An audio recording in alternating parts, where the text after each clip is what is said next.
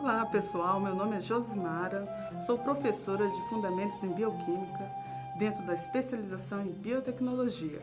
Vamos tratar hoje, a nossa primeira unidade é a unidade 1, caracterizada por membranas biológicas. O que são então membranas biológicas? Membranas biológicas, ou membranas plasmáticas, ou membranas citoplasmáticas, são barreiras seletivas e permeáveis constituintes de todas as células. Então vamos ver aqui um exemplo. Nós temos a membrana plasmática envolvendo todas as organelas citoplasmáticas. Em biologia você já deve ter conhecido, então, quais são as organelas citoplasmáticas de uma célula eucarionte, ou seja, nós, organismos superiores, temos esse tipo de célula. Vamos visualizar agora uma célula eucarionte animal. Observe, então, dentro dessa célula animal, com um corte frontal, vista de forma lateral, as organelas que constituem uma célula animal. Observe, então, complexo de Golgi, as mitocôndrias, os retículos endoplasmáticos, rugoso e liso. Cada uma dessas organelas apresenta, então, o envoltório, são as endomembranas ou membranas biológicas. Bom, aqui vocês observam também uma fotomicrografia, de duas células, uma justaposta à outra.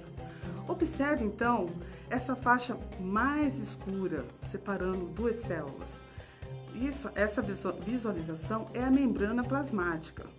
Verifiquem que é muito difícil vocês observarem o espaço intercelular que tem entre uma célula e outra.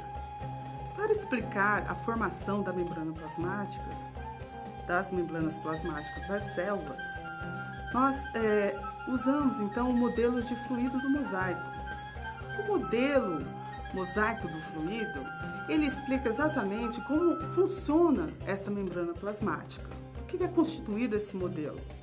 Ora, a membrana biológica, como ela funciona como uma barreira para a entrada e saída de substâncias dentro de uma célula, ela é formada por uma bicamada de lipídios.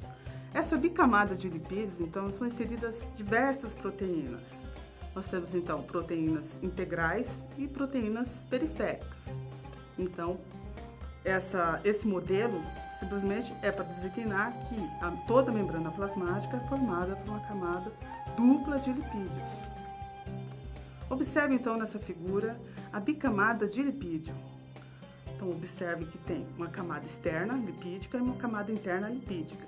Essa incrustação que tem dentro dessa membrana plasmática são as proteínas. Então, nós temos as proteínas integrais, que são as proteínas que atravessam totalmente a membrana plasmática.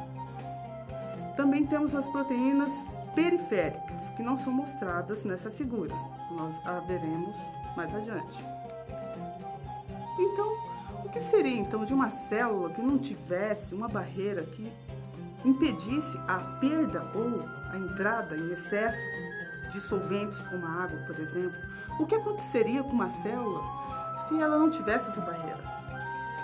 Nós temos aqui então um exemplo de uma célula sofrendo plasmólise, ou seja, perda de água. Um outro exemplo, nós temos a figura 2, uma redução do espaço volumétrico. Ou seja, conforme você vai colocando essa célula, que é uma célula vegetal, em diferentes soluções concentradas, seja de sacarose ou de sal, ela vai perdendo água. Então, essa perda de água mostra que existe uma permeabilidade seletiva. Existe um processo de perda e entrada de água dependendo da concentração do meio externo. Então, a membrana plasmática, ela simplesmente segura, retém a água para que não sofra a lise dessa célula. Aqui vocês observam, então, como é formada essa bicamada de lipídio, ou camada lipoproteica, ou membrana biológica.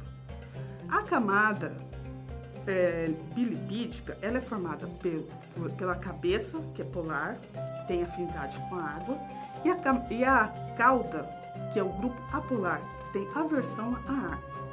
Então, voltando àquela figura, o que vocês observam aqui? Se a água adentrou nessa célula vegetal, significa que teve afinidade pela água, ou seja, a parte que está em contato com o meio externo e deixou essa água penetrar na célula é o grupo polar. A disposição dos lipídios no meio aquoso. Também nessa figura nós observamos as diversas formações que uma membrana plasmática pode ter, desde a forma esférica, que é um lipossomo, uma vesícula, uma micela de óleo, muito utilizada também em farmacêuticos, produtos farmacêuticos, que utilizam essa parte interna mais acinzentada, que é a parte da cauda, que é hidrofóbica, que tem aversão à água. Esse recheio desse lipossomo é constituído por drogas, medicamentos para tratamento de câncer. Então, esse modelo de mosaico fluido é muito utilizado, esse tipo de lipossomo é muito utilizado pelos farmacêuticos. A outra micela, é uma porção menor que constitui esse quadrado, quadrado ou retângulo, conforme vocês estão visualizando. Então percebam que essa parte mais acinzentada é a parte totalmente desidratada, sem nenhuma molécula de água, ou seja, a parte hidrofóbica de uma célula.